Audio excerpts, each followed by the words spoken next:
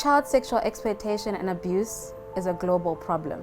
Sexual exploitation is a pandemic. It's a crime and it must be treated as such. Is inhuman. Taking advantage of a child's vulnerability to abuse them sexually is the denial of a child the right to be able to discover who they are for themselves at an age-appropriate level.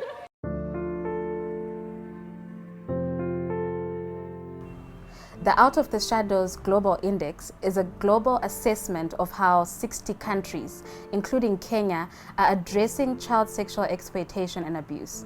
The index assesses the governance, architecture, and responses to child sexual exploitation and abuse by making use of two main governance dimensions.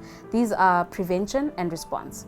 Through these dimensions, the index looks at the country's protective legislation, policies, programs, national capacity and commitment, as well as support services and recovery services, as well as the justice process. Some of the key findings out of the Out of Shadows Global Index is that what we actually need are holistic support systems that are looking at both prevention and response. So we have to be looking at, do we have the right laws in place? Do we have the right policies and programs that are addressing the root causes of child sexual exploitation and abuse?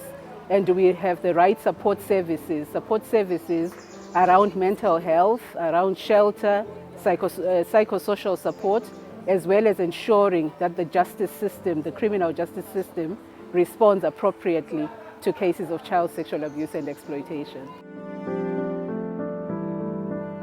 Equality Now and Trace Kenya brought together key stakeholders working on addressing and ending child sexual exploitation and abuse in Kenya.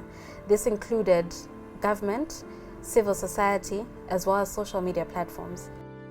During these convenings, we discussed the key findings from the Out of the Shadows Index, as well as on-the-ground information and challenges that are being faced by victim survivors of child sexual exploitation and abuse, as well as looking at the justice process and whether or not it is child-friendly.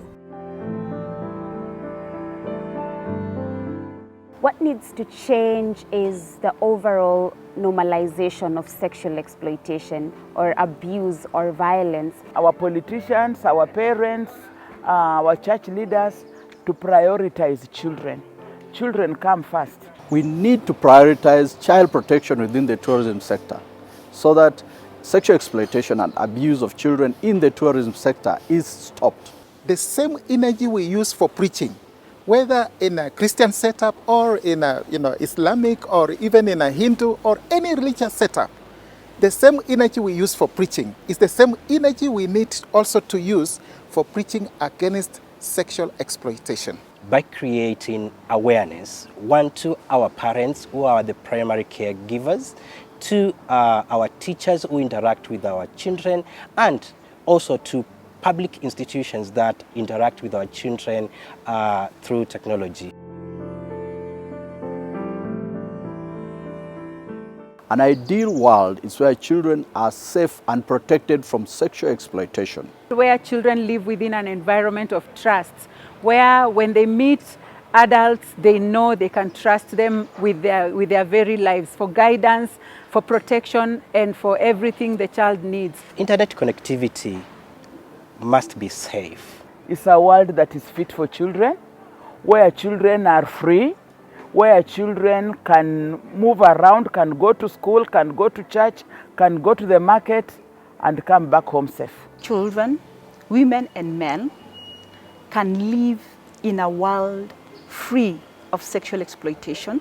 It is clear that holistic and prevention response systems are necessary to eliminate sexual exploitation and abuse of children. This includes ensuring sufficient resources are allocated to these efforts, making space for all children's voices in child protection policy making, and implementing and increasing collaboration between state and non-state actors. At Equality Now, we are committed to working together with governments, civil society, and international governing institutions because together we can end child sexual exploitation and abuse.